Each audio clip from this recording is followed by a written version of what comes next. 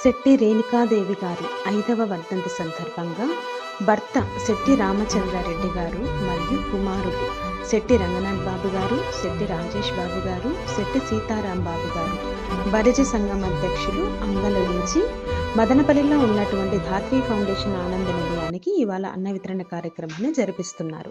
వీరికి, వీరి కుటుంబ సభ్యులకు ఆయురారోగ్యాలు, అష్టైశ్వర్యాలు, సుఖ సంతోషాలు, సంపదలు ఎల్లవేళలా ఉండాలని ఆ భగవంతుని ప్రార్థన చేసుకుంటూ వృద్ధులందరూ కూడాను భోజన కార్యక్రమాన్ని స్వీకరించారు.